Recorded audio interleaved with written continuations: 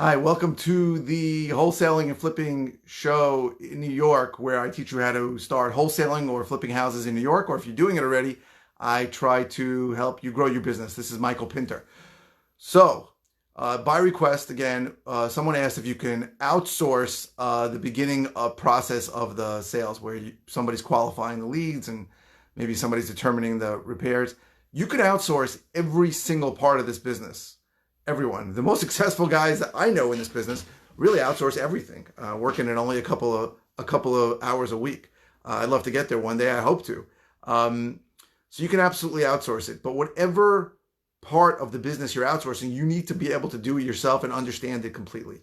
So obviously, I've done every single part of the business. If you want to outsource leads management or lead intake or qualifying, of course it can be done, but you need to know what it feels like and what is good and what is not. So when you listen to those calls, you know if it's being done right.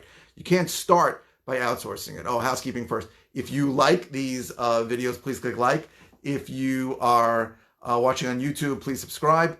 And any comments get answered very quickly. So please give me any suggestions you have for new topics you want me to do. Even if I've done them recently, I'll be happy to do them again. I really like doing these by request. It's good for me because I don't have to think about what to talk about. So as I said before, every part of this business, marketing and sales, so making offers, getting offers accepted, and dispositions can be outsourced. Really, but you have to understand how to do it first before you can pay somebody to do it and know if they're doing it well. So that is very, very, very important. I've gone through a few leads managers. Some of them were good. Some of them were not. You have to work with them. You have to listen to their calls and go over them. But if you don't know how to talk to a seller or how to qualify a seller, you should not be paying somebody to do that. That is a huge mistake. And also I would say outsource the parts of the business you really don't like. So I really don't enjoy dispositions. I did it for many years. But I have a dispositions manager who really takes on that whole burden for me, dealing with retail buyers, dealing with cash buyers, juggling offers, that kind of thing. And it makes my life much better knowing that part of the business that I hate, running out to show properties, for example, is not, that I don't have to do it. So I would say if you're going to outsource anything, maybe it's something you're terrible at or something you hate. So let me give you an example. If you're an extremely introverted person and you are someone who is good at marketing, you're good on the phone, but you can't talk to somebody in person, and it's very hard for you to make offers, and it's very hard for you to make offers low because you're afraid you're going to upset somebody, you can hire an acquisitions manager to do that, right? And if you have somebody who is experienced, it might be a good fit for you.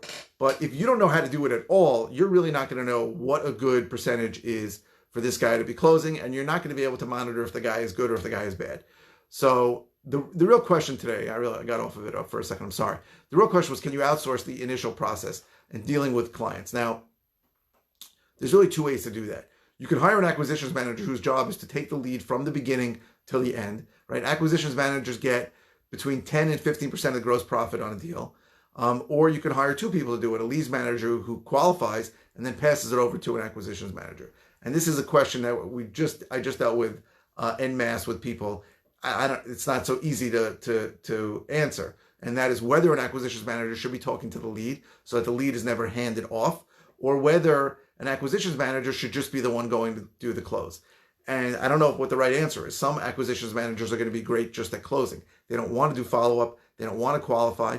And some acquisitions managers do want to do that. And really, it depends on your sales process. I know for people that are doing only text messaging, so there's a guy I know in Oklahoma who's really crushing it, 20 deals a month, and only for the past year, he does everything from text, and he has his AMs, his acquisitions managers, do the initial text and then take the lead till closing.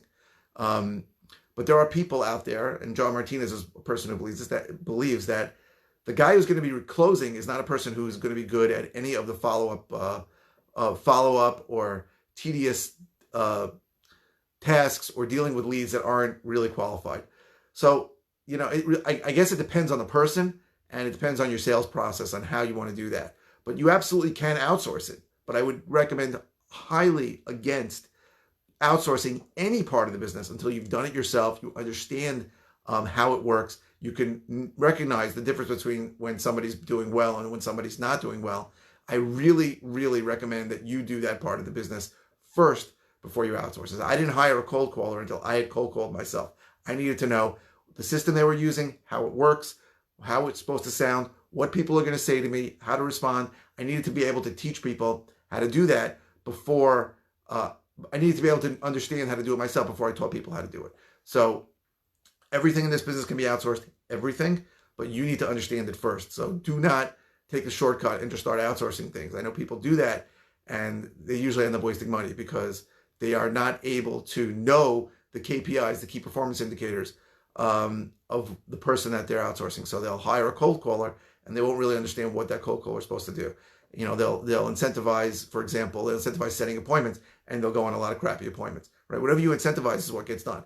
It's very easy for a cold caller to set appointments if that's how he's going to get paid a bonus on. That's what he's going to get paid a bonus on. But you don't want crappy appointments. You want good appointments. So you have to incentivize closed deals if you want to get closed deals, contracts and things like that. So that is everything I have on whether you can outsource it. You absolutely can. The answer is you can, but you need to know what is what the KPIs are, what the key performance indicators are, and what and how it's done correctly, and how it will sound or look or feel like if it's not done correctly. So thank you for watching, and keep the comments coming. Please like as much as you can. Go to howtoflipnewyork.com if you want more information about how I can help you.